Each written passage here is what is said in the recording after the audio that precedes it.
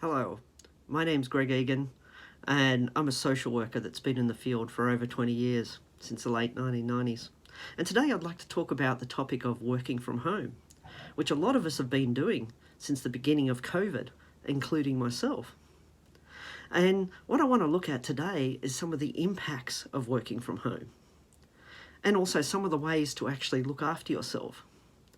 Because yes, the world has changed, and some of us may never go back to work full time, in the office, or some of us may choose that lifestyle of wanting to be a digital nomad. But still, you need to learn to look after yourself if you're going to follow this route of learning to work from home. And some of the sort of overall impacts that I've noticed since providing support to people that are being stressed during working from home is that some people have started to feel socially isolated because they haven't got that actual connection with people face to face, which can be actually quite good for us, seeing people on a day-to-day basis. And so that's caused people to feel fairly isolated, being locked in their own little rooms at home. Other things is, some of us have got less exercise, because you'll be surprised at the amount of exercise we do going to work in a lot of cases, like walking to the station, like walking around the office doing things, like going out on the field. On a day-to-day basis, we're probably getting a lot more steps working in an office and a lot more exercise than we were working from home.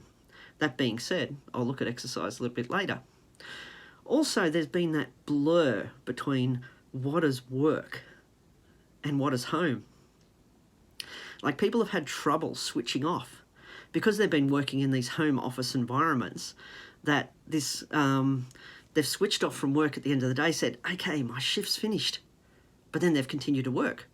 Or they've come in and logged back in later and done a little bit more work. And they haven't been able to mentally turn off their brains to actually relax at home. Where before we used to have that drive to work, that train to work, those switch off and switch on activities that we had, which we're not having anymore when it comes to working from home. And that's causing people to overthink, their brain to go in overdrive, because work is now home. Home and work are blurred.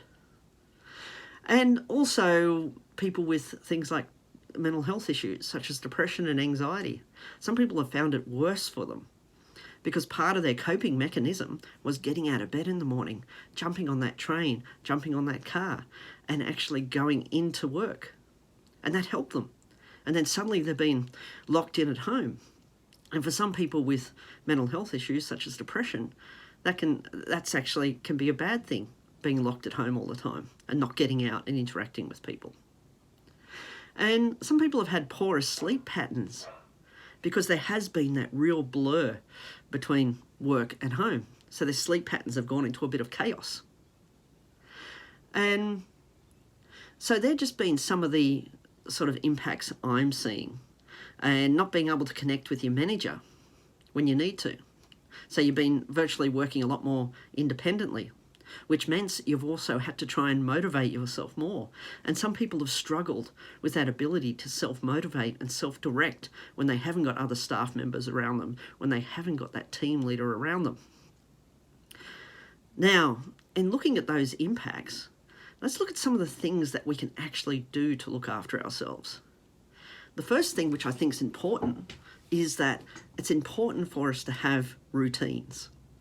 Like, have that morning routine of getting up in the morning, having that shower, getting dressed for work as such. Yes, you may not be wearing the same office clothes that you did when you were going into the office, but still, you can at least get dressed, have your breakfast, get ready like you used to when you were going into the workplace.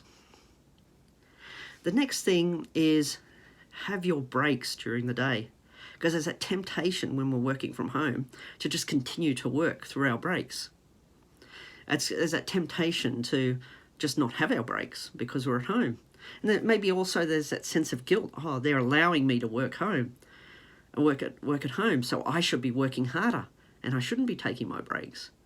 For your own mental health well-being, it's important to have those get up from your desk, go have your morning tea break, get up from your desk at lunch, have your meal break, get out, do some exercise, do something during your break, just to break that day down, and having those afternoon breaks. The other thing, another coping mechanism, is staying connected with people. One of the things that COVID has caused, but also working from home sometimes does, is that we don't connect with people on a social level or even at a work level.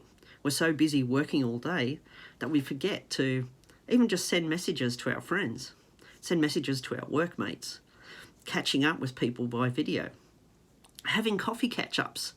Like even if it's during a team meeting, you're all maybe sitting on video chat, but at least enjoying just having coffee and a chat and relaxing, because you need to stay connected at some level with people.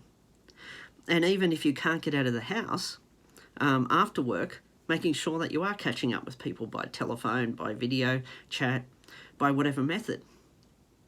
Another thing is to create a space at home for work. And that's easier said than done for some people, especially if they're in shared houses.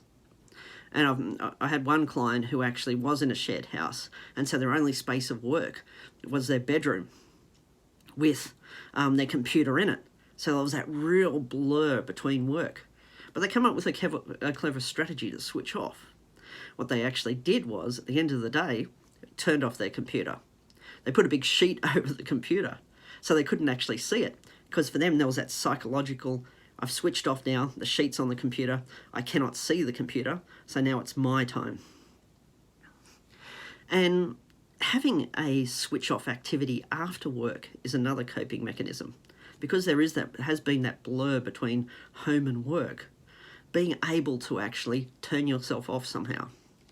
Because before we had that trip to work by car, by train, that was our switch off. But now we don't, because we're at home, we're on our computers. So a switch off activity could be literally getting up, going do some exercise. For example, after work, I'll sometimes get the dogs. I've got 2 border collies here. So I'll sometimes take them for a bushwalk as my switch off activity. Or I might watch a show that I've been trying to catch up with. Or I might be reading a book, doing some study, catching up with friends on the phone. I'll have some sort of switch off activity which reminds me that work's finished and that I have to do my other things.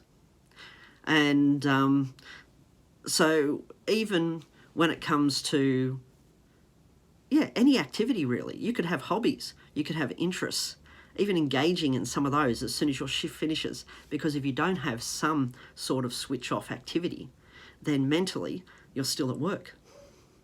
So just think about that for a minute. If you could do anything to turn yourself off, what would that look like from work? Is it computer switched off? So I'm going to get my sand shoes on and I'm going to go for a walk around the block with the dog, and when I come back, that's it. I'm turned off from work. Or is it meditation?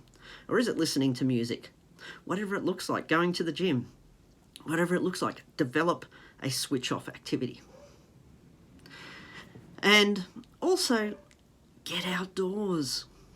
Go out, travel on your days off. Get out of the house. Whether it be going for a day trip somewhere in your car, whether it be going for weekends away, whether it be spending time with your kids outside, time with family and friends, whatever it is, actually get outdoors, because that's important to get yourself out of the house for your general mental well-being. And it's also about considering what are some of the benefits of working from home. Like, you have more time, you don't have that trip backwards and forwards anymore. So consider what you can do with that extra time. Consider the benefits. Now, that being said, once you've tried all these various strategies on being able to work from home and you still feel your psychological well-being declining, then maybe it's time to go to that GP, have a chat, go to a counsellor, get some help. Sometimes workplaces have free counselling being offered through employee assistance programs.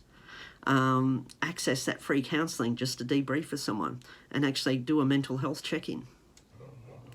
And now, after I post this video, I encourage you guys to share your tips and ideas on being able to cope with being able to work from home. Like, what do you actually do to relax after work? And how have you coped with working from home? Please leave your comments below. And if you are interested in hearing more as my channel continues to grow, please subscribe. Again, thank you. Talk soon.